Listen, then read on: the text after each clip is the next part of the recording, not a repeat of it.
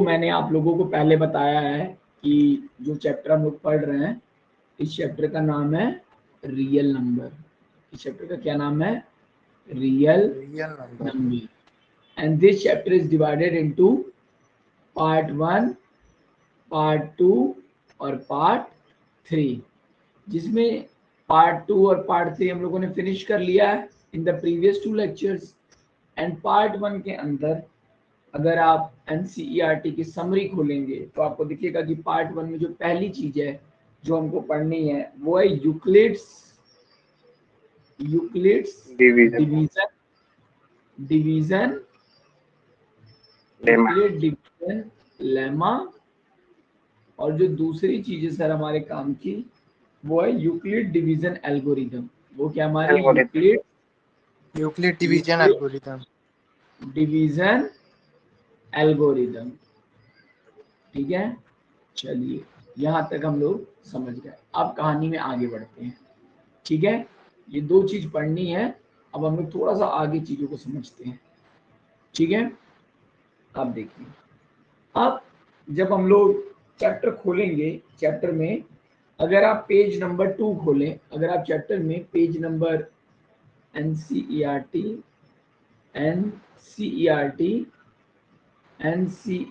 में अगर आप पेज नंबर 2 खोलेंगे तो आपको सबसे पहले जो चीज दिखेगी वो है 1.2, जो कि है यूक्लिड्स डिवीजन लेमा।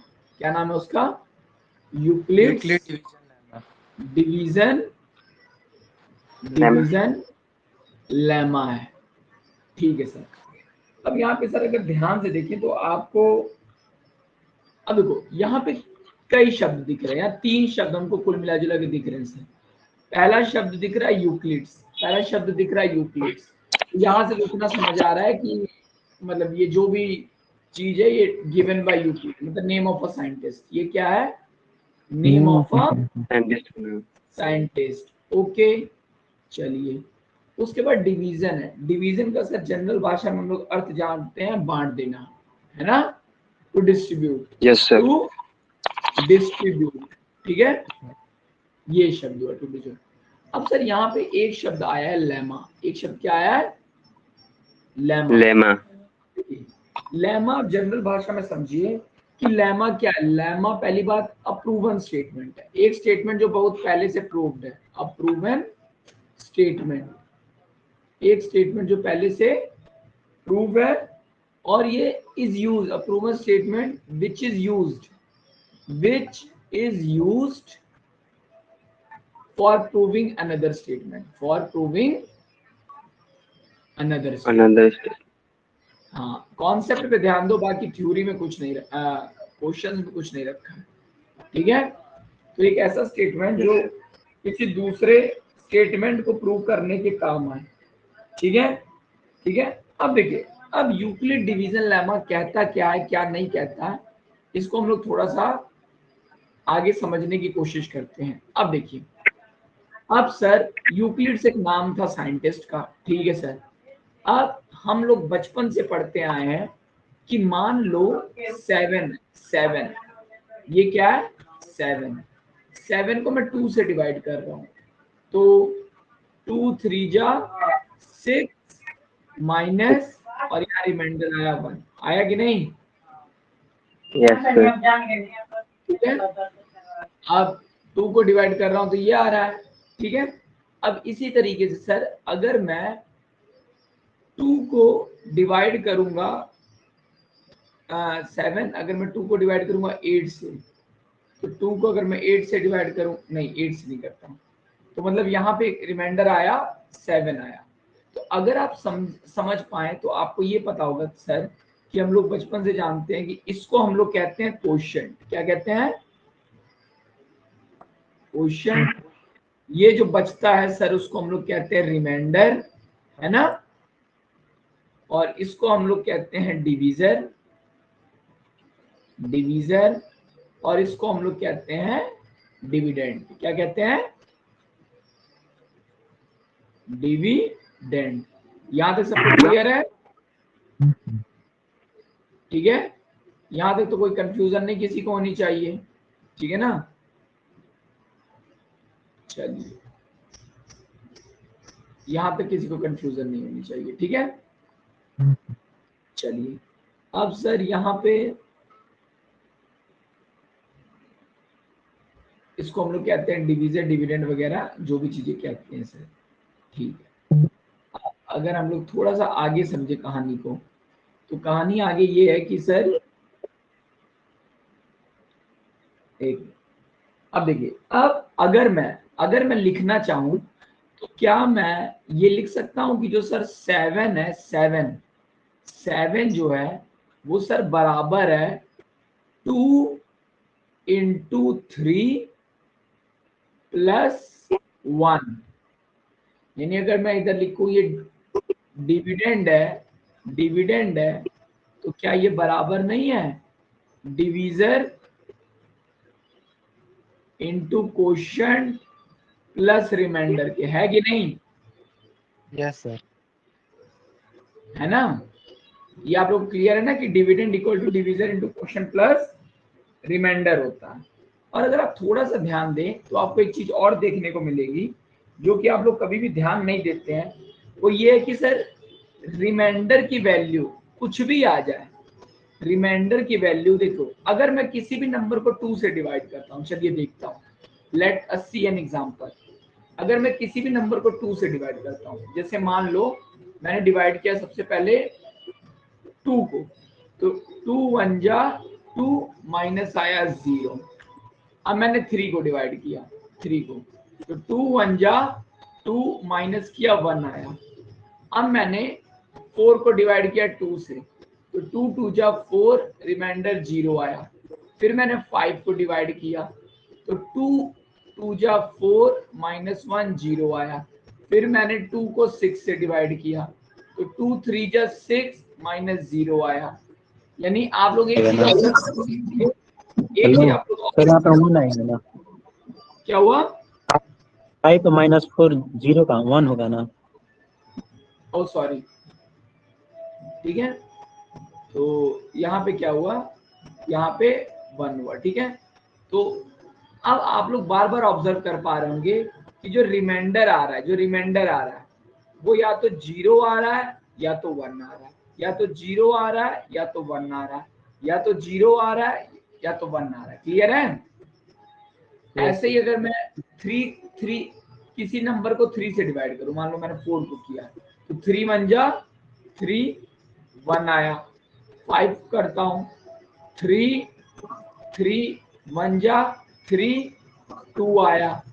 फिर 6 को करता हूं, 3 2 जा 6 आया, रिमाइंडर 0 आया। फिर 3 को करता हूं, 3 2 जा 6 1 आया। फिर 8 को करता हूं, 3 2 जा 6 2 आया। फिर करता हूं 9 को, 3 9 0 आया कि नहीं?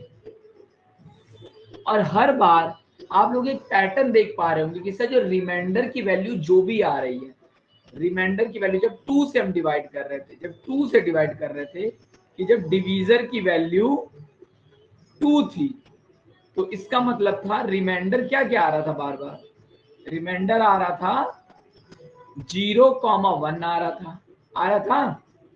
Yes sir. और सर जब डिवीजर की वैल्यू 3 थी, तो रिमाइंडर की वैल्यू जो आ रही थी आप लोग देख पा रहे होंगे, या तो 0 आ रहा था, या तो 1 आ रहा था, या तो 2 आ 2 रहा आ था। रहा था। तो अगर मैं बोलूं कि अगर, यानी एक चीज देखो, मैं एक चीज यहां से समझ गया, एक चीज में ये समझा कि सर जो रिमाइंडर होगा, रिमाइंडर जो भी होगा, रिमाइंडर कभी भी वो छोटा आएगा डिवीजर से, ये तो कंफर्म है। वो क्या आएगा? छोटा आएगा डिवीजर से। डिवीजर से छोटा आएगा, लेकिन वो 0 के बराबर भी हो सकता है और 0 के इक्वल टू भी हो सकता है। सर मैंने क्या बोला? मैंने ये बोला, ये स्टेटमेंट मैंने कंक्लूड किया यहां से, ये मेरा कंक्लूजन था। ये मेरा क्या था? कंक्लूजन। मेरा कंक्लूजन क्या था कि सर अगर मैं किसी भी, जो भी रिमाइंडर आता है वो 0 से लेके डिवीजर से छोटा आएगा। ये बात आप लोगों को क्लियर है ना? अगर Yes, अभी sir. तक आपको क्लियर है तो प्लीज राइट क्लियर।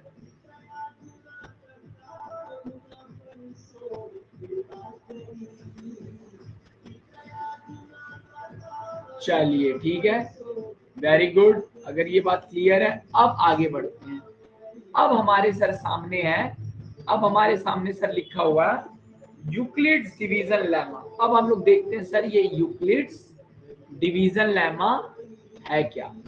तो यहाँ पे इसने स्टेटमेंट सिंपल सी बोली कि यूक्लिड डिवीजन लेमा है क्या। तो यहाँ पे लिखा हुआ है कि यूक्लिड डिवीजन नंबर की अगर वी हैव पॉजिटिव इंटीजर, अगर गिवन पॉजिटिव इंटीजर्स, हमारे पास पॉजिटिव इंटीजर्स हैं a comma b, a comma b है, ठीक है।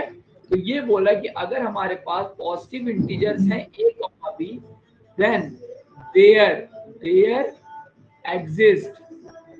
exist unique integers, there exist unique integers q, there exist unique integers q and r, there exist unique integer q and r such that, जो satisfy करते हैं, क्या satisfy करते हैं, satisfying a equal to B Q plus R होगा, a equal to B Q plus R होगा, और जो r की वैल्यू होगी वो 0 से बड़ी हो सकती है लेकिन वो हमेशा छोटी होगी 20 से। ये क्लियर है? Yes sir. यहाँ तक आप लोगों को क्लियर हो गया ना? यस सर, क्लियर है। ठीक है। अब देखिए सर, अब ये तो सर आपने बता दिया यूक्लिड डिवीजन एल्गोरिदम है, ठीक है ना। तो यानी अगर मैं, ठीक है ना, अब सर अब हम लोग क्यों यूक्लिड डिवीजन लेमा पढ़ रहे हैं? Why sir we are reading Euclid division lemma? अब देखो, अब अगर मैं आपको समझाना पड़ूं कि इसका पर्पस ये है, इसका पर्पस क्या है पढ़ने का, यानी ये वाला पढ़ने का पर्पस क्या है, तो पर्पस ये है सर कि जो हम लोग आगे पढ़ेंगे यूक्लिड्स डिवीजन एल्गोरिदम, ओके, जो हम लोग पढ़ेंगे Euclid division algorithm is based on this lemma. मेरी बात समझ आई कि नहीं? Yes sir. इस लेमा पे बेस्ड है। अब देखिए लेमा पे अगर हम लोग जा रहे थे तो लिखा था कि लेमा क्या होता है, लेमा एक प्रूवन स्टेटमेंट होता है, यानी यूक्लिड डिवीजन लेमा एक प्रूवन स्टेटमेंट है जो यूज होता है किसी दूसरे स्टेटमेंट को प्रूव करने में, यानी यूक्लिड डिवीजन एल्गोरिदम में इसका यूज होगा, ओके। चलिए यहाँ तक क्लियर है? यस सर, क्लियर है ना? Yes sir. अब देखिए मैंने अभी आप अब क्वेश्चन ये है सर कि यूक्लिड डिवीजन लेमा तो हम लोग समझ गए सर, यानी अगर आप लोग सिंपल भाषा में समझे, जैसे अगर मुझे मान लो, अब सर यहाँ पे एक कॉन्सेप्ट हमको देखो, अब यूक्लिड डिवीजन जो एल्गोरिदम है आप ऐसे समझ सकते हैं, जो यूक्लिड, अब यानी कहानी में अब यूक्लिड डिवीजन एल्गोरिदम की एंट्री हो गई ना, क्योंकि हम लोग यूक्लिड डिवीजन लेमा समझ गए। सर जो ये यूक्लिड डिवीजन एल्गोरिदम है ये बहुत जगह यूज होता है, इसके बहुत ज्यादा वेरियस एप्लीकेशंस, किसी भी चीज के बहुत यूज होते हैं। तो सबसे ज्यादा ये यूज होता है कंप्यूटर फील्ड में, सबसे ज्यादा किस में यूज होता है, कंप्यूटर की फील्ड में, मतलब प्रोग्रामिंग वगैरह में, कंप्यूटर को मशीन लैंग्वेज में, इन सब चीजों में इसका बहुत बड़ा रोल है। लेकिन ऑन आवर लेवल सर ये HCF निकालने में भी यूज होता है। ये किस में निकालने में यूज होता है? HCF में। लेकिन सर अगर HCF निकालने में यूज होता है तो सर बचपन से तो हम लोग कई टेक्निक पढ़ते आए हैं HCF निकालने की। तो सर अगर हमारे पास बहुत सारी टेक्निक है HCF निकालने की, तो वाई यूक्लिड डिवीजन एल्गोरिदम? क्योंकि HCF तो हम लोग बचपन से निकालते हैं, क्योंकि ये HCF निकालने के तो काम आता है, but of very large numbers। यहाँ क्लियर हुआ? यहाँ तक क्लियर हुआ आप लोगों को? Yes sir. यहाँ तक कॉन्सेप्ट क्लियर हुआ ना कि सर ये हम लोग बचपन में प्राइम पे। अब देखिए, अब सबसे पहले समझने की कोशिश करते हैं HCF क्या होता है, ठीक है, पहले जनरल भाषा में। अब अगर मैं HCF की बात करूं तो यहां लिखा है हाईएस्ट, यहां लिखा है कॉमन, और यहां लिखा है फैक्टर, हाईएस्ट कॉमन फैक्टर। मान लो कि आपको अगर मान लो कि मुझे HCF निकालना है 3,4 का, 3,4 का मुझे क्या निकालना है, HCF। तो मैं बोलूंगा कि वो सबसे बड़ा नंबर, वो सबसे बड़ा नंबर जो दोनों को डिवाइड कर दे, जो दोनों को डिवाइड कर दे, वो सबसे बड़ा नंबर जो दोनों को डिवाइड कर दे। जैसे अब कौन सा नंबर है जो 3 और 4 दोनों को डिवाइड कर सकता है, अब समझने की कोशिश करते हैं सर। अगर ये नंबर लाइन थी, ये 0 है, ये 1 है, ये 2 है, ये 3 है, ये 4 है। मान लो मुझे 4 पे जाना है, तो मैं कैसे जा सकता हूं? अगर मैं 3 कदम चलूं, तीन कदम चलूं, तो मैं 3 कदम चला, लेकिन जब मैं अगला 3 कदम चलूंगा, 3, 4, तो मैं 6 पे पहुंच जाऊंगा। तो यानी 3 इसका HCF जो है वो 3 नहीं हो सकता। अगर मैं 2 कदम चलूं, तो मैं ये देख पा रहा हूं सर कि मैं यहां पहुंचा, फिर यहां पहुंचा। यानी जब मैं 2 कदम चल रहा हूं, तो मतलब मुझे तो 3 और 4 दोनों पे जाना है ना, मुझे 3 पे भी जाना है, 4 पे भी जाना है, लेकिन 2 कदम चल के भी मेरा काम नहीं हो रहा है। तो अगर मैं एक कदम चलूं, तो आप समझ पा रहे होंगे कि ये लीजिए, एक कदम सर, एक कदम सर, एक कदम सर, एक कदम सर। तो आप देख पा रहे होंगे एक कदम चल के मैं 3 पे भी पहुंच रहा हूँ, 4 पे भी पहुंच रहा हूँ। तो मैं ये कह सकता हूँ जनरल भाषा में कि HCF 3,4 है, या इस स्टेटमेंट से 3,4 का HCF 1 है। ये तो विजुअलाइजेशन था। दूसरे बात में आप ये समझिए, वो सबसे बड़ा नंबर जो दोनों को डिवाइड कर दे।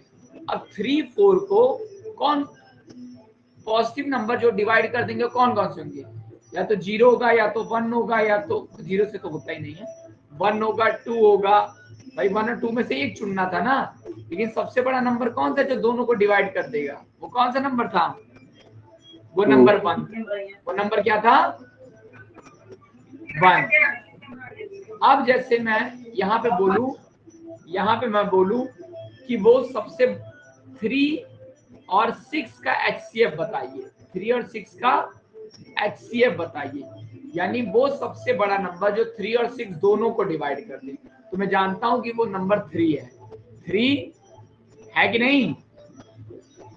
जो दोनों को डिवाइड कर देगा। जो क्या कर देगा? दोनों को डिवाइड कर देगा, जो दोनों को डिवाइड कर देगा। ये क्लियर हुआ? अगर मैं पूछूं कि 8 और 4 और 2 का HCF बताइए, 8, 4 और 2 का HCF बताइए, मतलब वो सबसे बड़ा नंबर जो इन तीनों को डिवाइड कर दे। तो मैं जानता हूँ सबसे बड़ा नंबर क्या होगा जो इन तीनों को डिवाइड कर देगा? वो 2 होगा कि नहीं? अगर मैं बोलूं HCF मुझे बताइए 15 का और 25 का और 35 का, यानी वो सबसे बड़ा नंबर कौन है जो इन तीनों को डिवाइड कर देगा? तो सर वो सबसे बड़ा नंबर है, ठीक है। वैसे मैं पूछूं HCF क्या होगा? 105, 100 और मान लो कोई बहुत बड़ा नंबर है 20,000। तो वो कौन सा? अब देखो, अब अगर हम लोग अपने कौन सा नंबर है जो इन तीनों को डिवाइड कर देगा? सबसे बड़ा नंबर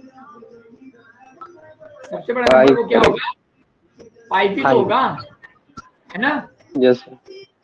यहाँ तक आप लोगों को क्लियर हुआ? तो please right clear. Yes sir, clear. चलिए, ये तो सर समझ आ गया कि होता है। अब सर हम लोग तो बचपन से कई सारे मेथड जानते हैं, लेकिन अगर मैं यहाँ तो सर सिंपल सिंपल केस था तो मैं समझ जा रहा था, ठीक है। यहाँ पे बहुत सिंपल सिंपल चीजें थी तो मेरे समझ में आ जा रही थी कि इस तरीके से हम लोग कर सकते हैं, ठीक है। ठीक है सर, तो यानी लेकिन अगर मुझे कोई बोले कि HCF निकालो, अगर कोई मुझे बोले HCF निकालो किसका 4052, 12576 12576 का, मेरी बात समझ गया कि नहीं? तो क्या इसको मैं सॉल्व कर पाऊंगा इजीली? क्या मैं इसको इजीली सॉल्व कर पाऊंगा? क्या मैं इसको देख के बता सकता हूँ वो सबसे बड़ा नंबर कौन सा होगा जो इन दोनों को डिवाइड कर देगा?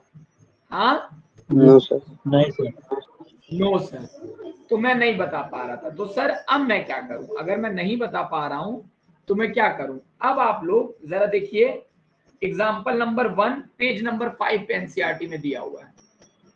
एग्जाम्पल नंबर 1 पेज नंबर 5 पे एनसीईआरटी में दिया हुआ है, ठीक है। तो अब देखिए अगर मैं अब देखिए सर मुझे एचसीएफ की एक चीज तो क्लियर है, क्लियर ये चीज है सर मुझे एचसीएफ की कि वो सबसे बड़ा नंबर जो इन दोनों को डिवाइड कर दे, मुझे ये ढूंढना है ना, ठीक है। तो मैंने क्या किया, पहले मैंने देखो यहाँ पे देखा कि अब देखो यही क्वेश्चन आता है कि क्वेश्चन यही आता है ना कि find HCF using Euclid division algorithm, ठीक है ना, यूजिंग यूक्लिड डिवीजन एल्गोरिथम के द्वारा आपको इसका एचसीएफ निकालना है। आपको क्या निकालना है? इसका एचसीएफ निकालना है। So our question is find HCF of 4052, 12576, लेकिन किससे फाइंड करना है? Using Euclid division algorithm. यही तो हमारे बोर्ड में आएगा ना कि यूक्लिड डिवीजन एल्गोरिथम की मदद से किसी चीज का एचसीएफ निकालिए। तो देखिए तो हमने क्या किया, अब यहाँ पे हम लोग इस क्वेश्चन को ऐसे करेंगे, समझिए। पहले मैंने बस इतना करना है, जब आप यहाँ पे समझेंगे तो आप देखेंगे कि सर अब यहाँ पे मैं बोलूंगा कि देखो एक चीज ये है, एक चीज ये है, ठीक है, एक चीज ये, एक चीज ये है। अच्छा, इसको समझने से पहले अगर मुझे इसको यूक्लिड डिवीजन एल्गोरिथम द्वारा बोला गया है तो मुझे सर पूरी कहानी में यहाँ पे यूजिंग यूक्लिड डिवीजन एल्गोरिथम आ गया। अब यूक्लिड डिवीजन एल्गोरिथम में हम लोग करते क्या है देखते हैं। तो स्टेप 1 हमारा ये कहता है कि अगर आपको यूक्लिड डिवीजन लेमा लगाना है किसी भी दो जगहों पे, तो आपको दो होल नंबर, जैसे मान लो वो कह रहा है कि मान लो मुझे if we have to apply, अगर ये ए है, ये बी है, अगर if we have to apply Euclid's division lemma to A and B, अगर मुझे यूक्लिड डिवीजन किस पे लगाना है? ए एंड बी पे, ठीक है ना। So we have to find whole number Q and R. So we have to find whole number Q and R such that क्या मैं जानता था ना कि A equal to B Q plus R, और R जो होगा वो क्या होगा? वो 0 से बड़ा होगा। R जो होगा सर 0 से बड़ा होगा या इक्वल टू होगा R, लेकिन वो छोटा किससे होगा? वो छोटा होगा B से, है ना। यही तो है ना स्टेप 1, ठीक है। अब स्टेप 2 क्या बोला? अब देखो स्टेप 2 ही तो कंक्लूजन है।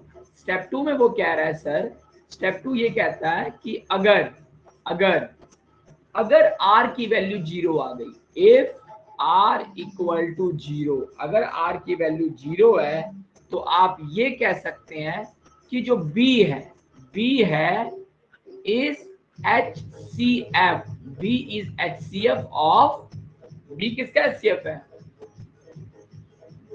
बी नहीं, इफ आर की वैल्यू 0 है तो मैं कह सकता हूं कि बी जो है वो एचसीएफ है, ठीक है ना, किसका? ए एंड बी का, ए एंड बी का, ठीक है ना। अगर आर 0 नहीं है, अगर पहला ये, और कह रहा है अगर आर की वैल्यू 0 नहीं है तो वो कह रहा है कि तब उस केस में आप इसको आप अप्लाई दिस लेमा, आप इस लेमा को अप्लाई करिए, ठीक है ना, to to B and R के बीच में, बी एंड आर के बीच में। यहां तक सबको स्टेटमेंट समझ आई? थोड़ी बहुत आई, थोड़ी बहुत स्टेटमेंट समझ? हाँ, अभी मैं समझा दे रहा हूं। यानी अब स्टेटमेंट 2 तो सर ये हुई, यानी सर यहां से स्टेटमेंट 3 ये कहता है, स्टेटमेंट 3 ये है सर, ये 2 स्टेटमेंट हुई, और स्टेटमेंट 3 ये है कि एचसीएफ जो होगा, एचसीएफ जो होगा किसका? एचसीएफ जो होगा ए और बी का, वो बराबर होगा जो एचसीएफ होगा बी कॉमा आर का। यहां तक क्लियर हुआ? ठीक है ना। अब हम लोग यहाँ पे समझने की कोशिश करते हैं। थोड़ा बहुत आपको स्टेटमेंट क्लियर हुई ना? थोड़ी बहुत, है ना? अभी सारी क्लियर हो जाएगी। ओके, अगर अभी तक क्लियर है तो प्लीज राइट क्लियर।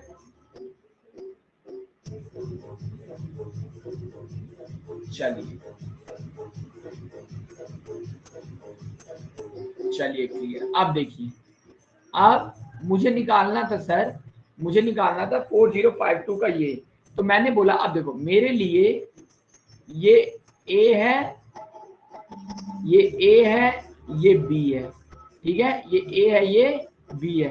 अब पहले मुझे बोला कि A equal to B Q plus R करिए, A equal to B Q plus R करिए, स्टेटमेंट 1 मुझे कह रहा है।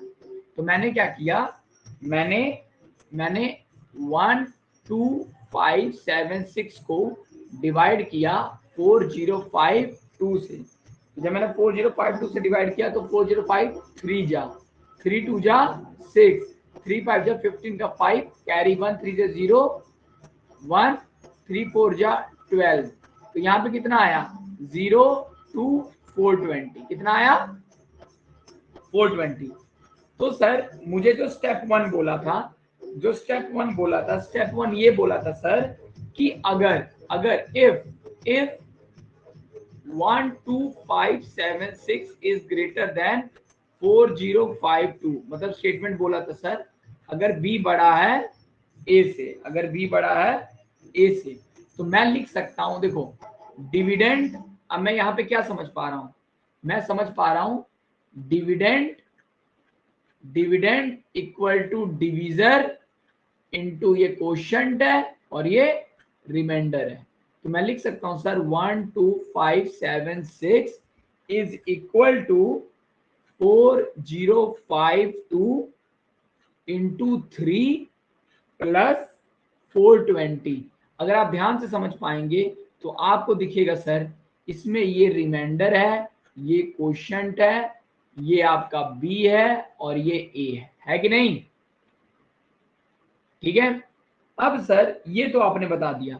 अब सर यहाँ पे आप देखिए जो स्टेटमेंट नंबर 2 दिया था, अब देखिए ये तो क्लियर है सर, जो यहाँ पे ये स्टेटमेंट बोला था कि ये होगा और रिमाइंडर जो होगा 0 से बड़ा होगा और बी से छोटा होगा।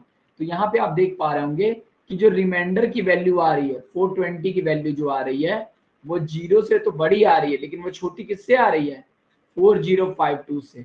यानी स्टेटमेंट 1 की कहानी यहाँ पे फिनिश, स्टेटमेंट 1 की कहानी यहाँ पे फिनिश। ठीक है सर। अब आगे यहाँ पे देखिए स्टेटमेंट 2 क्या कहता है। स्टेटमेंट 2 कहता है कि अगर रिमाइंडर 0 है, अगर रिमाइंडर 0 है तो जो बी होगा वो एचसीएफ होगा ए और बी का, ए और बी का क्या होगा? एचसीएफ होगा। लेकिन क्या यहाँ पे रिमाइंडर 0 है? यहाँ पे रिमाइंडर 0 आया है? No sir. No sir.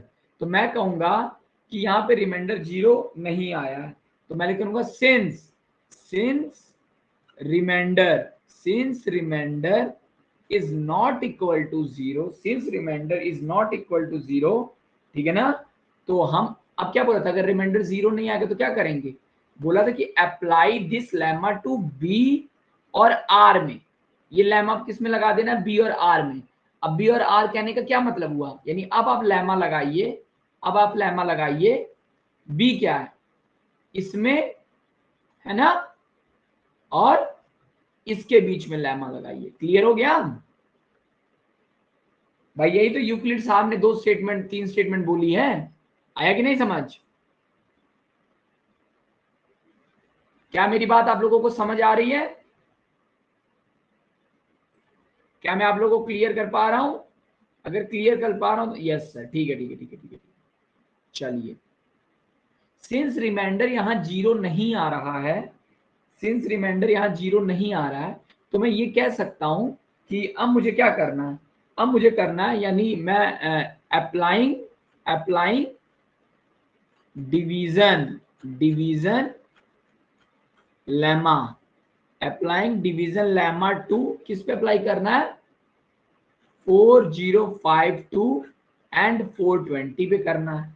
अब अगर मैं 4052 को डिवाइड कर दूं 420 से, तो मैं लिखूंगा, अगर मैं इसको डिवाइड कर दूं तो आप लोग देखेंगे कि 420 9 जा 9 0 जा 0, 9 2 जा 18 का 8 हासिल 1, 9 4 जा 36 37, ये 37 हुआ सर। इसको जब उसने घटाया है तो उसके पास आया है 272 आया है। यानी मैं यहाँ पे फिर से लिख सकता हूं, मैं लिख सकता हूं कि सर 4052 जो है वो बराबर है 420 इंटू 9, 420 इंटू 9 प्लस 272, है कि नहीं, है ना। यहाँ पे फिर यस सर। जो रिमाइंडर है वो बड़ा है 272 0 से, लेकिन वो छोटा है किससे, 420 से, है ना, तो फिर नहीं आया। अब देखो यहाँ पे फिर फंस गया, यहाँ पे फिर रिमाइंडर 0 नहीं आया। अगर रिमाइंडर फिर 0 नहीं आया तो कह रहे कि अप्लाई करिए बी और आर पे, ठीक है सर। अगर फिर रिमाइंडर नहीं 0 आया तो बी क्या है, ये बी है और ये आर है, तो मुझे दोबारा अप्लाई करना पड़ रहा है।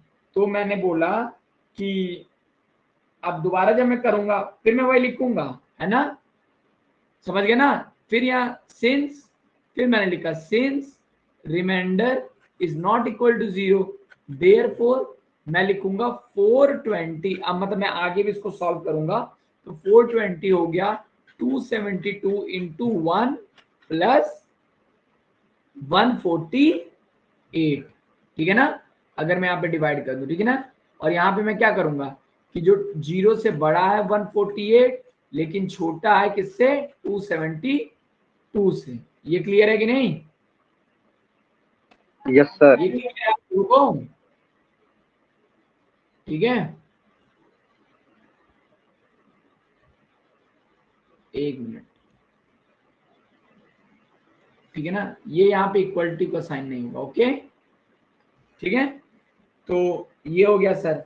इसी तरीके से फिर आपने देखा रिमाइंडर 0 नहीं आया, फिर ये 272 आया, तो फिर अब मैं क्या करूंगा, मैं 272 को फिर करूंगा, तो 272 किसके बराबर हुआ, 272 बराबर हुआ 148 इंटू 1 प्लस 124। फिर रिमाइंडर 0 नहीं आया, तो मैं 148 इक्वल टू क्या करूंगा, 124 इंटू 124 इंटू 124 इंटू 148, एक होगा 24 बचेगा, हाँ 1 प्लस 24 बचेगा, क्लियर है ना। अब फिर से रिमाइंडर 0 नहीं आया, फिर रिमाइंडर 0 नहीं आया तो मैं क्या करूंगा, अब फिर रिमाइंडर 0 नहीं आया तो मैं 124 को डिवाइड करूंगा 24 से, तो 24 5 जा 120, 24 इंटू 5 प्लस 4 होगा। अब लास्ट में 24 को जो मैं करूंगा 4 से, तो 4 इंटू 6 प्लस 0, क्या हो गया, है ना। अब आप लोग यहां पे देख पा रहे होंगे the remainder has now become 0। Remainder अब क्या हो गया है, 0 हो गया है ना। So stop, stop, so stop, अब स्टॉप हो जाइए। अब आपको क्या करना है, ठीक है ना। अब यहाँ पे सर बोला था इस स्टेटमेंट में, अगर आप ध्यान से देखें तो यहाँ पे बोला है कि अगर स्टेप 3 ये बोला था, अब देखो बोला था if r is not equal to this apply this day, मतलब अब देखो अब यहाँ पे कह रहा था कि स्टेप 3 में क्या बोला था, स्टेप 3 यही बोला था कि अगर r 0 हो जाएगा, अगर r 0 हो जाएगा, ठीक है ना, तो यहाँ पे d होगा जो वो SCF होगा, यानी जो लास्ट डिवीजर होगा, जो लास्ट डिवीजर होगा वही क्या होगा, HCF होगा, वही क्या होगा, HCF। एचसीएफ होगा। तो यहाँ पे लास्ट नंबर कौन सा जो डिवाइड कर रहा है, लास्ट नंबर डिवीजर यही है ना यस भाई, लास्ट डिवीजर तो 4 ही है ना, ठीक है। Yes sir. हाँ, तो मैं कहूंगा देयरफॉर क्या कहूंगा, देयरफॉर HCF किसका 1 2 5 7 7 6 4052 का क्या है, 4 है, क्या है, 4 और है। है ना, ठीक है ना। अब देखो, अब कुछ क्लियर हुआ कि नहीं आप लोगों को, ये चीज क्लियर हुई। Yes sir. और आप लोग समझिए, आपको स्टेटमेंट्स लिखनी है, जब ये क्वेश्चन आता है ना तो बच्चे क्या करते हैं, वो इस तरीके से लिखने लगते हैं, लेकिन थोड़ा सा आपको स्मार्टली लिखना है। देखिए यहाँ पे हमने थोड़ा स्मार्टनेस का यूज किया है कि नहीं, है ना, किया है ना। ये स्टेप 1 था, ठीक है, ये स्टेप 2 था। अब रिमाइंडर 0 नहीं आया तो इसको मैंने स्टेप 3 बोला और आगे करता गया करता गया करता गया, पूरा स्टेप 3 चल गया। और लास्ट में जैसे ही फिर मैं ये लिखूंगा देयरफॉर, यहाँ पे रिमाइंडर 0 हो गया, सो स्टॉप हो जाइए, और आगे ये SCF हो गया, ठीक है ना, ठीक है, क्लियर है बच्चों, क्लियर है। Yes sir. चलिए, अब अगर आप इसी तरीके से एक्सरसाइज 1.1 देखेंगे, एक्सरसाइज 1.1 देखेंगे, ठीक है। तो एक्सरसाइज 1.1 में जो पहला क्वेश्चन है कि SCF बताइए किसका किसका, 135, 225 का, ठीक है। अगला बोला कि SCF बताइए किसका, ठीक है, 196, 38220 का। और अगला बोला SCF बताइए 867, 255 का। यहां तक क्लियर हो गया ना। तो इन तीनों को आप अब प्रोसीजर से सॉल्व कर सकते हैं, क्लियर, ठीक है। अब सर जब भी सॉल्व करेंगे तो क्या करेंगे, तो बच्चों जब भी आप इसको सॉल्व करेंगे तो सबसे पहले आप स्टेप 1 मेंशन करेंगे, ठीक है, आप स्टेप 1 लिखेंगे, आप स्टेप 2 लिखेंगे, और स्टेप 2 में अगर रिमाइंडर 0 नहीं आएगा तो आप लिखेंगे हियर रिमाइंडर इज नॉट 0। फिर आप स्टेप 3 लिखेंगे और स्टेप 3 को कंटिन्यू करते जाएंगे, और जब लास्ट में लिखेंगे the remainder has now become 0, ठीक है ना। देयरफॉर SCF जो होगा दोनों नंबर का, ये कॉमा ये इक्वल टू ये, और ब्रैकेट में लिख देंगे एज, खैर एज लिखने की जरूरत नहीं है क्योंकि आपने शुरू में, और हाँ यहाँ पे ऊपर ही लिख देगा यूजिंग यूक्लिड्स डिवीजन एल्गोरिदम, और शॉर्ट फॉर्म मत लिखिएगा, पूरा नाम लिखने की कोशिश करिएगा, ओके ओके। Yes sir. अगर आप ये चीज बेहतरीन तरीके से समझ आइए तो प्लीज राइट बेहतरीन।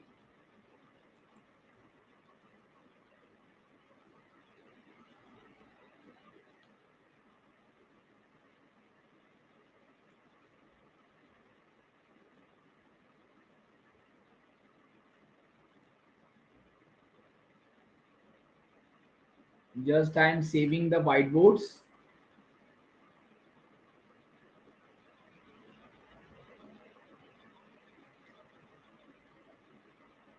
अब देखिए, अब चीजें जो आप लोगों को बहुत कठिन लगती थी वो चीजें कितनी आसान हो जाएंगी, अभी मैं आपको दिखाता हूं।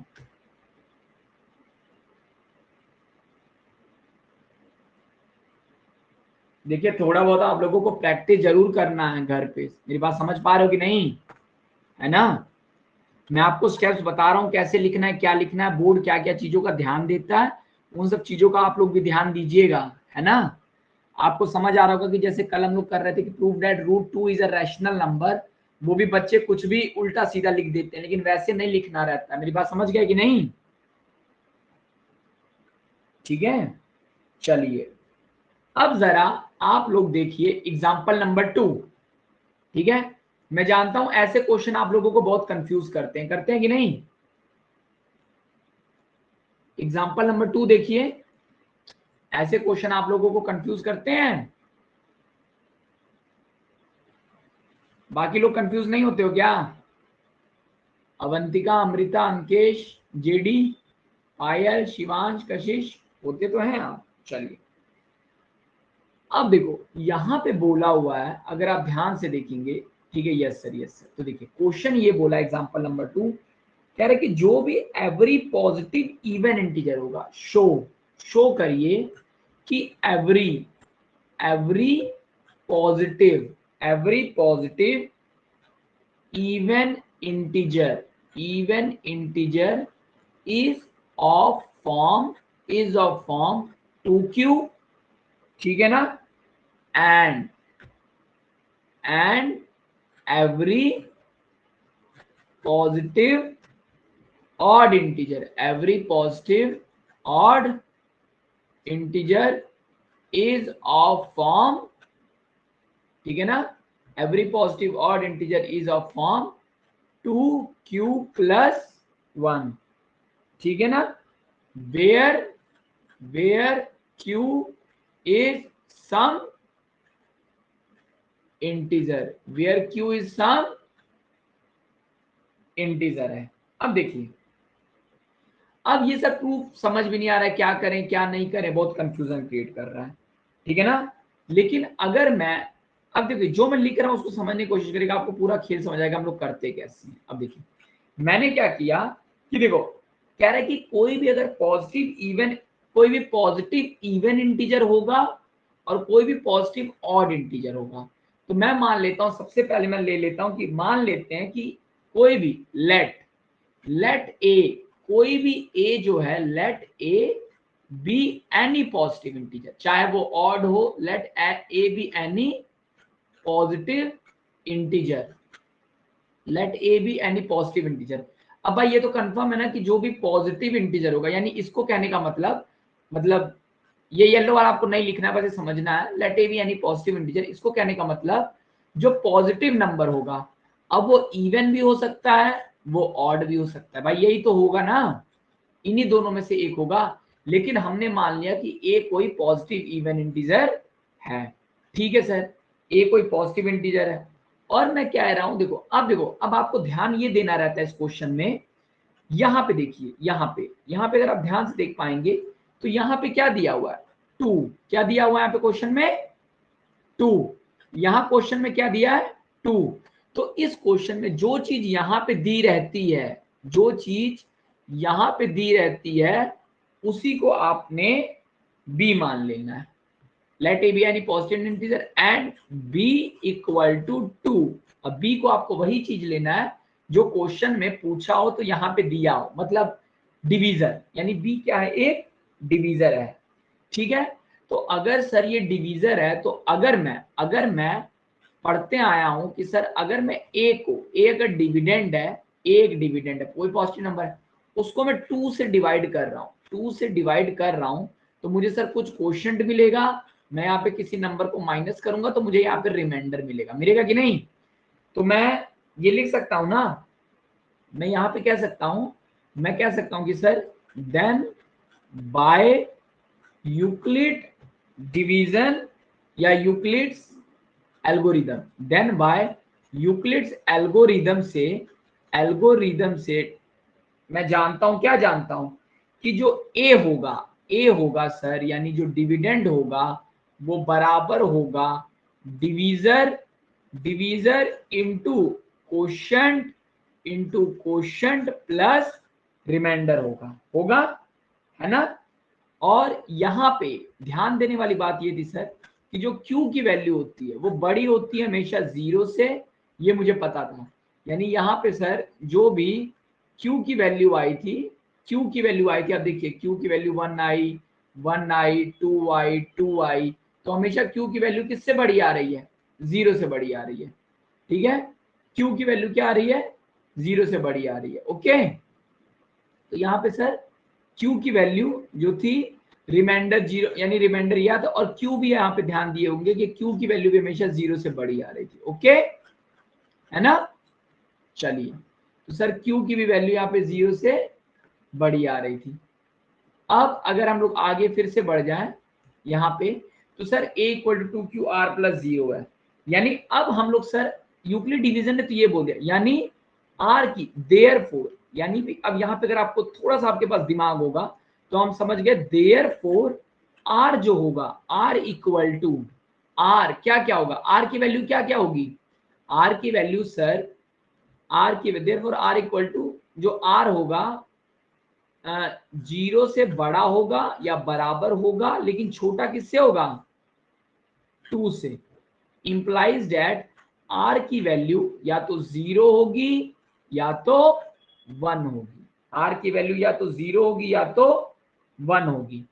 इसका मतलब ये हुआ सर, अगर R की वैल्यू 0 या 1 होगा तो मैं लिख सकता हूं therefore sir A equal to हुआ 2Q प्लस 0, है ना, और ये हुआ A इक्वल टू हुआ 2Q प्लस 1।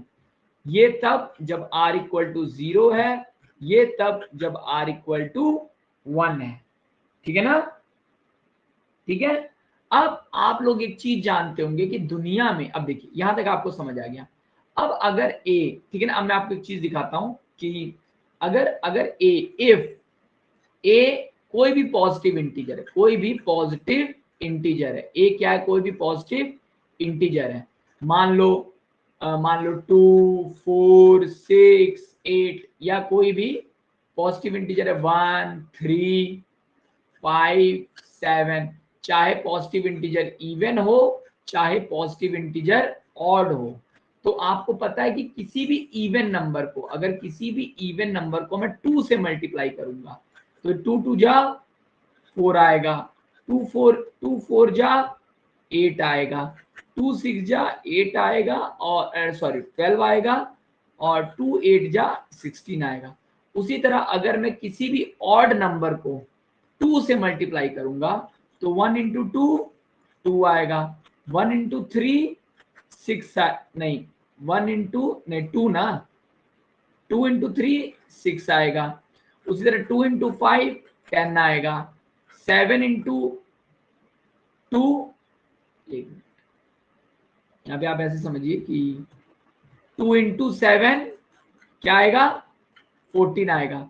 तो आप आपको एक चीज ऑब्जर्व होगी कि किसी भी नंबर को इवन नंबर को अगर आप 2 से मल्टीप्लाई करें या ऑड नंबर को 2 से मल्टीप्लाई करें तो जो भी नंबर आता है वो हमेशा क्या आता है, इवन। वो नंबर हमेशा क्या आएगा, इवन आएगा।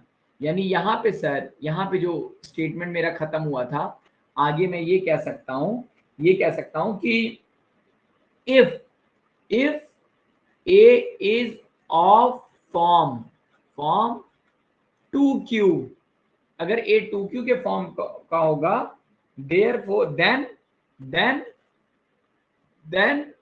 A is क्या होगा, अगर 2Q के फॉर्म होगा तो देन अगर A एक, ठीक है ना, यानी नहीं ऐसे मत लिखो, ये थोड़ा टिपिकल हो जा रहा है। अब ये लिखो कि जैसे मैंने लिख दिया इवन आएगा, therefore A equal to 2Q होगा तो ये इवन होगा, और A इक्वल टू अगर 2Q प्लस 1 होगा तो आप लिखेंगे यहाँ पे, आप समझ जाएंगे कि किसी भी इवन नंबर में अगर आप 1 जोड़ते हैं तो हमेशा ऑड आता है ना।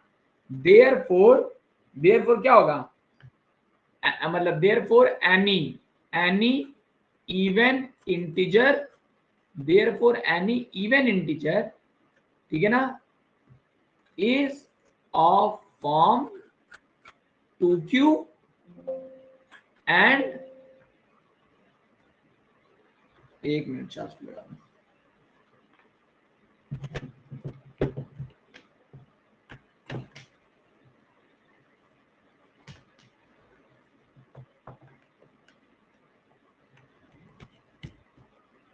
any even integer of form 2q and any odd integer is of form 2q plus 1। अब ये चीज आप लोगों को समझ आई कि नहीं? अगर समझ आई तो please right yes sir.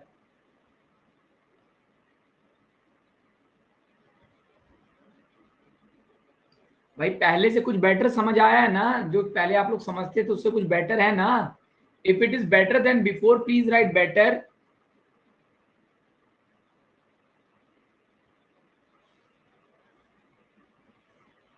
Better better better better better, very good. चलिए, तो यहां तक सर हम लोगों को पूरा खेल समझ आ गया, ठीक है ना? अब हम लोग आगे देखने, यहां तक हमको समझ आ गया सर, और ये भी हो गया। अच्छा, ये दोनों समझ आ गया। तो सर यहाँ पे ध्यान देने वाली बात क्या थी? ध्यान देने वाली बात ये थी बच्चा कि क्वेश्चन में जब भी शो पूछेगा, क्वेश्चन में जब भी शो पूछेगा, जब भी क्वेश्चन में शो पूछेगा तो बस ध्यान रखना यहाँ पे क्या दिया है। अगर यहाँ पे जो दिया होगा वही तुमको बी पे लेना है। ये क्लियर हो गया ना? ये क्लियर हुआ है ना? चलिए, अब जैसे अब सर ये तो सर समझ आ गया। अगर आप अगला क्वेश्चन देखें, अगला क्वेश्चन देखें, यही अगला एग्जांपल नंबर कौन सा है, एक मिनट, ठीक है, यही अगला क्वेश्चन देखें, एग्जांपल नंबर अगर आप 3 देखें तो यहाँ पे बोला है कि show that any positive odd integer is of form 4q + 1 और 4q + 3। अब देखो ये कह रहा है कि शो करिए एनी, अब देखो बिना हम लोग उधर देखिए करेंगे, शो एनी पॉजिटिव, क्या, show any positive odd integer, ठीक है ना? ऑड इंटीजर, ऑड इंटीजर जो होगा उसका फॉर्म होगा 4q + 1 और 4q + 3 होगा, ठीक है? और q is some integer, where q is some integer. अब हम लोग सर पहला काम क्या करते थे? हम लोग पहला काम ये करते थे सर, यहां हमने देखा, हम पहला काम करते थे let a be any positive integer. भाई पहले कोई नंबर ले लेते हैं, बाद में देखेंगे इवन ऑड क्या है। तो मैंने लिखा यहाँ sir let a be any positive integer, है ना? और देखिए फिर मैंने बोला यहाँ पे b की वैल्यू कितनी दी हुई है? b की वैल्यू कितनी दी हुई है? What is the value of the b? 4। तो let a be any positive integer and b = 4, और b की वैल्यू क्या है? 4 है। अगर b की वैल्यू 4 है तो इसका मतलब ये हुआ सर कि अब मैं लिख सकता हूं, अब देखो, अब इसके बाद सर मैं क्या करता था? इसके लिखने के बाद, इसके बाद मैं लिखता था then by Euclid division algorithm. तो मैं यहां पर भी वही लिखूंगा सर।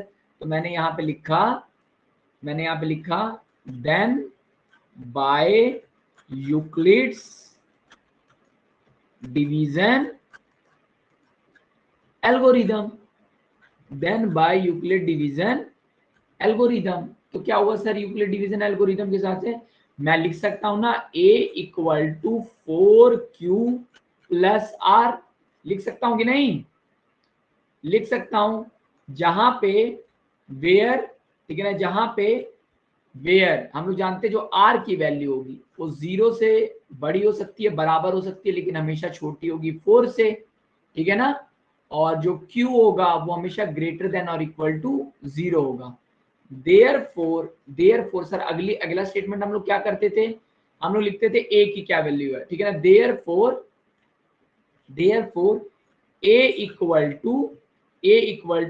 4q + 0 और 4q + 1 और 4q+2 और 4q+3। Therefore a equal to इतना, a इक्वल टू इतना, a इक्वल टू इतना, a इक्वल टू इतना। ये कब होगा? जब r इक्वल टू 0 होगा। अब यहाँ पे थोड़ा सा हम लोग r इक्वल टू 0 होगा। ये कब होगा? जब r इक्वल टू 1 होगा। ये कब होगा सर? जब r इक्वल टू 2 होगा। और ये कब होगा? जब r इक्वल टू 3 होगा। ठीक है ना? तो आप अगर एक काम करिए, इसको ये मत करिए, इसको आप ये करिए, क्योंकि हमको बोर्ड में लिखना है ना। तो आप इसको एक काम करिए, ये ऐसे होगा। अब हम लोग यहाँ लिखते हैं कि इसको मैं लिख सकता हूं 2 × 2q+0। इसको मैं लिख सकता हूं 2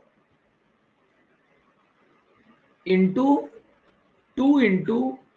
2q+1।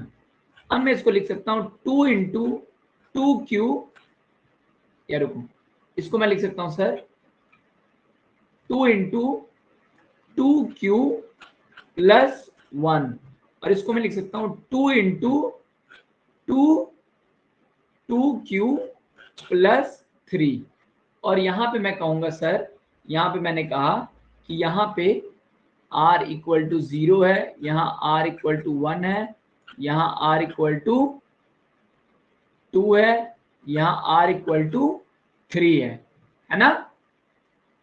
ठीक है। अब मैं ये अब देखिए, अब आपको फिर वही दिमाग लगाना है। देखो अगर अब मैं यहाँ पे लिखा कि q ग्रेटर देन और इक्वल टू 0 है, मैं जानता हूं, तो आगे मैं लिखूंगा, मैं ये कह रहा हूं कि if q is greater than और इक्वल टू 0, तो जो 2q होगा, 2q इज ऑलवेज, 2q क्या होगा? 2q is always even. 2q तो ऑलवेज इवन होगा ना अगर q ग्रेटर देन 0 है। q कोई भी नंबर है तो 2q क्या होगा? ऑलवेज ग्रेटर देन 0 होगा। अब sir 2q always greater than 0 होगा, तो आप यहाँ पे अगर समझेंगे तो आप ये बोलेंगे, यहाँ पे आप कहेंगे कि ये अगर इसको आप फर्स्ट मान ले, इसको आप सेकंड मान ले, इसको थर्ड मान ले, और इसको आप फोर्थ मान ले, तो आप यहाँ से देखिए कि in first and third, in first and third आप यहाँ लिखेंगे in first and third, in first and third a equal to, ठीक है ना, जो a इक्वल टू 2 × 2q+0 और a इक्वल टू 2 × 2q+1। ठीक है ना? ये always positive, always even number, therefore, लेकिन, ठीक है ना, ये होगा, लेकिन जो ये होगा, और सॉरी यहाँ पे मैंने ब्रैकेट बना दिया, यहाँ ब्रैकेट नहीं बनाना था, ठीक है ना? तो अब और इन नहीं, मैंने किसमें बोला? फर्स्ट और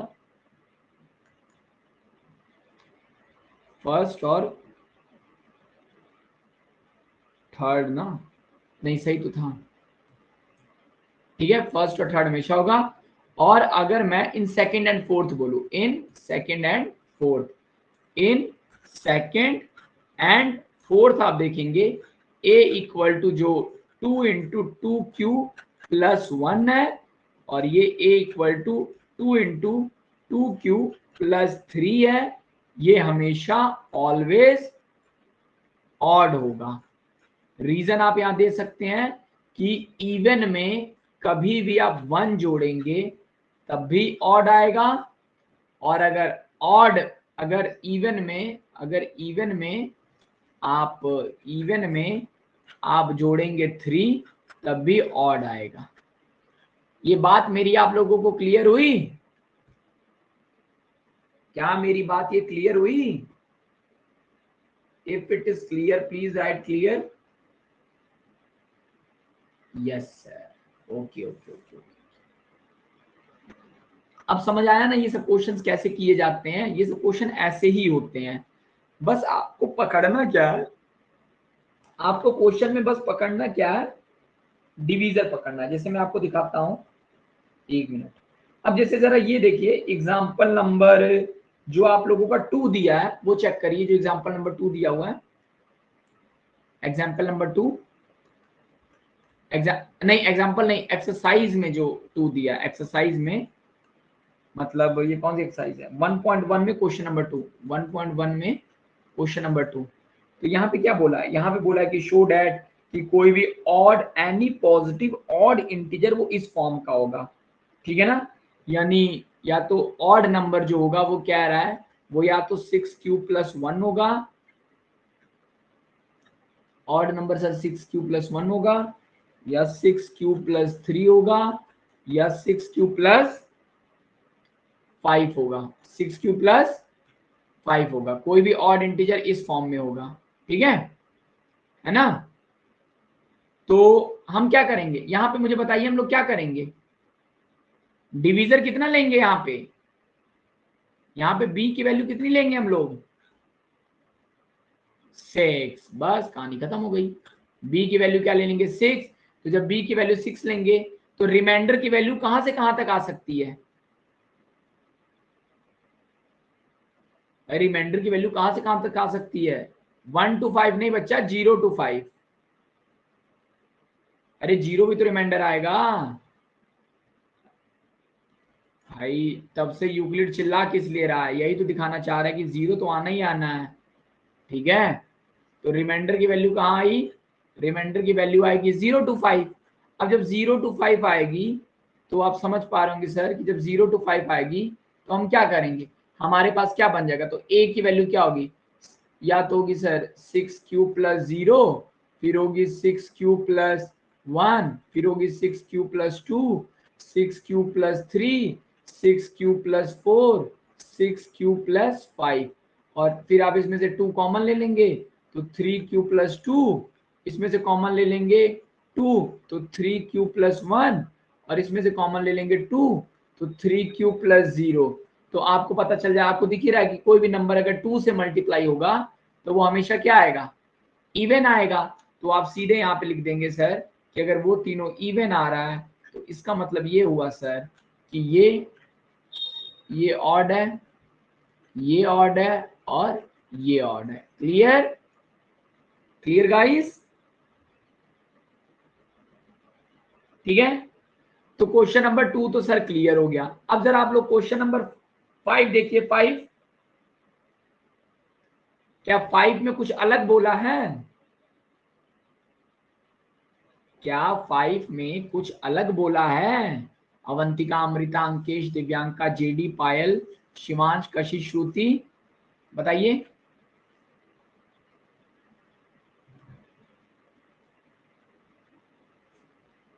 नो सर। बाकी लोगों को, अवंतिका तुमको समझ आ रहा है,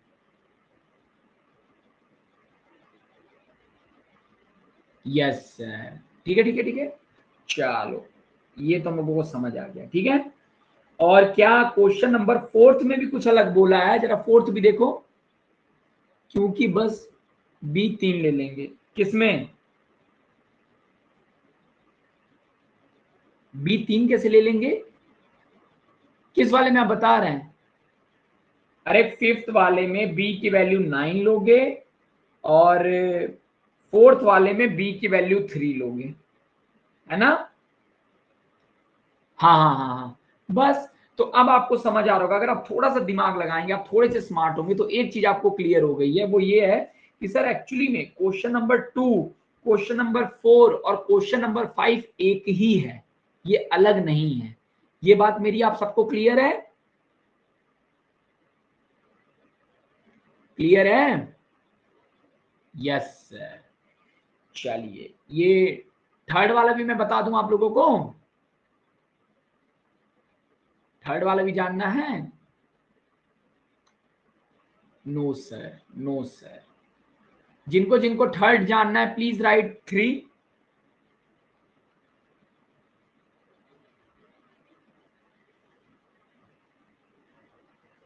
हिंट दे दीजिए, चलो कोई बात नहीं, हिंट दे देता हूं, चलो इसको सेव,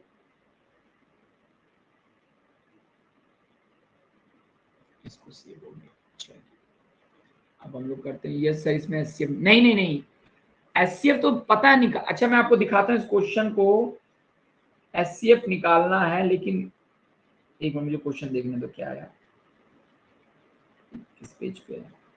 देखो यहां पे मैं आपको एक चीज दिखाता हूं, देखो पूरे क्वेश्चन में अगर सेम क्वेश्चन मैं आपको पेपर में दे दूं ना, आप नहीं कर पाएंगे सेम क्वेश्चन। सुनिए कैसे, देखिए यहां पे खेल क्या हुआ है, एक शानदार क्वेश्चन कैसे बनता है, देखिए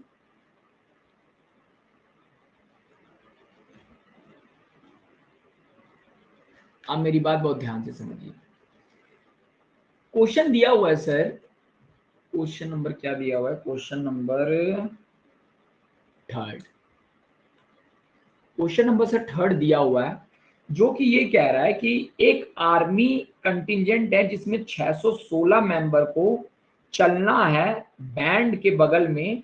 देखो आर्मी में मेंबर कितने हैं, 616, और बैंड में कितने मेंबर हैं, बैंड में मेंबर हैं 32, बैंड में कितने मेंबर है 32, ठीक है। और कह रहा है कि आगे बोला है कि the two group are to be march in a same number of column, what is the maximum. अब देखिए यहां पे पूरी कहानी में यहां पे एक शब्द लिखा है maximum number of column, maximum number of column. तो यहाँ पे अभी मैं क्वेश्चन आपको समझा रहा हूँ, क्वेश्चन क्या है, क्वेश्चन पहले मैं आपको समझाता हूँ कि मैक्सिमम नंबर ऑफ कॉलम क्या है। अगर आप 616 और 32 का एचसीएफ निकालना चाहेंगे तो कितना आएगा, ठीक है। अब देखिए अगर आप थोड़ा सा दिमाग देंगे तो क्वेश्चन में कहीं मिनिमम दे देता तो एलसीएम, हाँ अगर मिनिमम दे देता तो एचसीएफ निकालना है, अगर यहीं पे मिनिमम लिख देता, मिनिमम, यही वो ट्रिक खेलता है, बच्चों को रटा रहता है, तो अगर मिनिमम दे देगा तो यहाँ पे पूरी कहानी में एलसीएम निकालना पड़ जाएगा, ना कि एचसीएफ। ओके अभी मैं बताऊंगा कैसे। अब देखिए अगर क्वेश्चन में, अच्छा इस क्वेश्चन में आप कहीं भी देखिए यूक्लिड डिवीजन एल्गोरिथम का नाम लिया है क्या, पूरे क्वेश्चन में कहीं भी यूक्लिड डिवीजन एल्गोरिथम का नाम लिया है, नो। तो अगर नहीं लिया है तो आप इसको वैसे भी कर सकते हैं जैसे आप बचपन में करते आए हैं, मेरी बात समझ गए, है ना। अगर क्वेश्चन में कभी भी यूक्लिड डिवीजन एल्गोरिथम का नाम नहीं दिया है तो आपको जैसे करना आप करिए, कोई दिक्कत नहीं, ओके ठीक है ना। अब अगर मैं इसको डिवाइड करूं 32 और 616 का, इन सब का कितना आता है, एचसीएफ कितना आया था इस क्वेश्चन में, एचसीएफ कितना आया था इन दोनों का, 32 2 जा 32 1 जा, नहीं इससे नहीं करेंगे ये बहुत लंबा हो जाएगा, ठीक है। तो मैं इसको कर लेता हूं, किससे करूं, प्राइम फैक्टराइजेशन वाले से कर लूं या उससे कर लेता हूं कंटिन्यूअस डिवीजन से, क्या होता था 32 616, तो 2 16 जा और 2 308, ठीक है, फिर 2 से काटे 2 8 जा 154, ठीक है, उसके बाद 2 4 जा और 270 2 7 जा 77। अब आगे नहीं कटेगा ना, ये आगे तो कटेगा नहीं, तो एचसीएफ कितना हो गया, therefore HCF equal to 2 into 2 into 2 बराबर 8। ये कॉन्सेप्ट क्लियर है ना सबको, ये तो हम बचपन में यही करते थे ना, यस सर। तो मैक्सिमम नंबर ऑफ कॉलम क्या होंगे, अब देखो, अब बैंड में थे 32 लोग, बैंड में थे 32 लोग और आर्मी में थे 616 लोग, आर्मी में थे 616 लोग। अगर 32 लोगों को मैं डिवाइड करूं, अब देखो एचसीएफ आया है 8, तो अगर मैं 32 को डिवाइड करूंगा 8 से तो वैल्यू आएगी 4, ठीक है। और अगर मैं 616 को डिवाइड करूंगा 8 से तो 8 7 जा 56 और 56 तो आएगा 77, तो कितना आएगा 77। यानी कहने का मतलब ये था सर कि अगर एक लाइन में बैंड चल रहा है और एक लाइन में आर्मी चल रही है, एक लाइन में बैंड चल रहा है तो एक लाइन में आर्मी चल रही है, तो सर बैंड के 32 सदस्य हैं और हर लाइन में हमको 8 सदस्य रखने हैं, क्योंकि एचसीएफ 8 आया, तो जब मैंने एचसीएफ से डिवाइड किया तो मतलब एक लाइन में मुझे 4 लोग मिलेंगे, यानी बैंड के 1 2 3 4, 1 2 3 4, 1 2 3 4, 1 2 3 4, 1 2 3 4, 1 2 3 4, 3 3 6, 1 2 3 4, 1 2 3 4। अब आप ध्यान से देख पा रहे होंगे कि बैंड वालों को मैंने खड़ा कर दिया, तो यहाँ पर इस लाइन में 4 लोग हैं, इस लाइन में 4 लोग हैं, इस लाइन में 4 लोग हैं, इस लाइन में 4 लोग हैं, इस लाइन में 4 लोग हैं, इस लाइन में 4 लोग हैं, 4। तो अगर मैं टोटल जोड़ रहा हूं तो 1 2 3 4 5 6 7 8, 8 चौके 32 लोग हैं पूरे बैंड में है। और रो और कॉलम कितने हैं? अब देखो क्वेश्चन में रोज कितनी है, 1 रो, 2 रो, 3 रो, 4 रो, 5 रो, 6 रो, 7 रो, 8 रो, यानी 8 रोज है हमारे पास। कितने हैं? 8 रोज हैं। और इसी तरह अगर मैं आर्मी की बात करूंगा सर, तो आर्मी में कितने लोग चाहिए थे एक लाइन में? 77 लोग। यानी यहां से मैंने आर्मी में इकट्ठा कर दिया पहला आदमी, दूसरा आदमी, तीसरा आदमी से लेके 77वां आदमी। इसी तरीके से यहाँ पे होगा 78वां आदमी, फिर करके लेके यहाँ तक। यानी यहाँ पर भी इस लाइन में भी 77 लोग होंगे, इस लाइन में भी 77 लोग होंगे, इस लाइन में भी 77 लोग होंगे, इस लाइन में भी 77 लोग होंगे, ठीक है।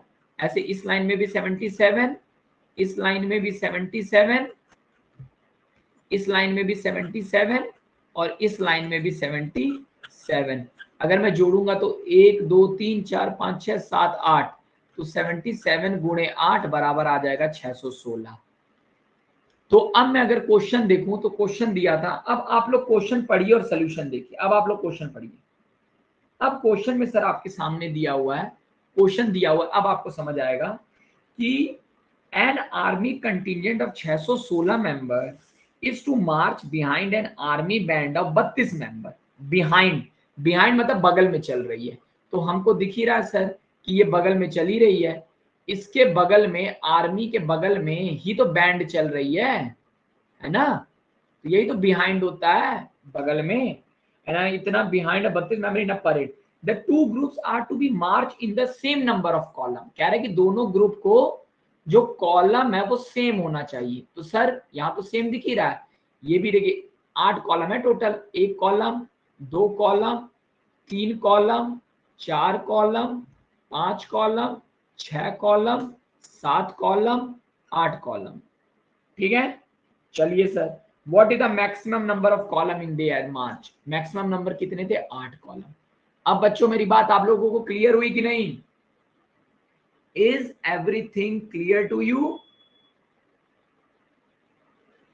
Yes sir, very good. अब आपको ये वाला भी क्वेश्चन मुझे लगता है बहुत बेटर तरीके से समझ आया होगा। पहले तो ये हुआ होगा कि सबसे आपने रट लिया होगा कि एचसीएफ निकालना है ना, लेकिन बोर्ड सिर्फ एचसीएफ पे नंबर नहीं देता बच्चों, बोर्ड ये देखता है कि आपने किया कैसे है। ओके, ठीक है, आया समझ? आया ना? ठीक है, ओके। चलिए, एक्सरसाइज 1.2 अभी बताऊं कि बाद में बता दूं, या मैथ्स का कोई दूसरा चैप्टर स्टार्ट करवाऊं बाद में? हाँ, क्योंकि इसलिए मैं 1.2 छोड़ रहा हूं क्योंकि 1.2 बहुत खास नहीं, ये बात आपको पता है। ओके, लेकिन 1.2 में बताऊंगा। ओके, चलिए, यहां तक अगर आपको बेहतरीन तरीके से समझ आ गया होगा तो प्लीज राइट बेहतरीन।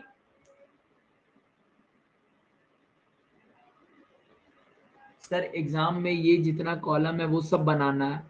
देखिए आप बना नहीं सकते हैं, लेकिन अगर आपको क्लियर है, देखो अगर आपको सब कुछ क्लियर है ना, तो आपको ये सब बनाने में टाइम नहीं लगेगा। मेरी बात समझ रहे हो ना?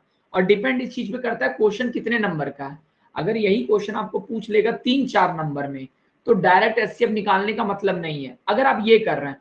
बाकी अगर आप यूक्लिड डिवीजन लेमा से अगर आप एलसीएम एचसीएफ निकालेंगे, तो आप अगर ये कॉलम वॉलम नहीं भी बनाएंगे तो काम चल जाएगा। क्योंकि मैंने शॉर्टकट कहाँ पे यूज किया है? मैंने शॉर्टकट यूज किया एचसीएफ निकालने में। मेरी बात समझ रहे हो कि नहीं? तो मुझे कुछ ना कुछ ऐसा करना था जो बड़ा दिखता है ना, तो इसलिए मैंने ये यूज किया। ओके, ठीक है। अब जिस चैप्टर को हम लोग सबसे बेकार तरीके से लेते हैं, आपको समझ आया ना कि वो चैप्टर कितना शानदार है? आया कि नहीं? पहला चैप्टर रियल नंबर, ये कठिन है, लेकिन कठिन तब है जब आपको समझ नहीं आया हो। लेकिन अगर आपको समझ आ गया तो आपको पता है ये चैप्टर पूरा कॉन्सेप्चुअल चैप्टर है ना। और हमने पार्ट 1, पार्ट 2, पार्ट 3 इस तरीके तीनों पे विजय प्राप्त कर ली कि नहीं? कर ली guys? Yes sir.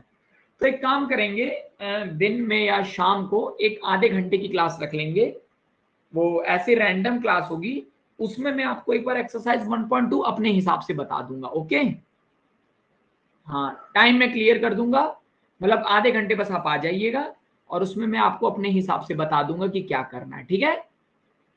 Okay okay sir, आ जाइएगा क्योंकि हम लोग चैप्टर पूरा सॉल्व करेंगे, है ना?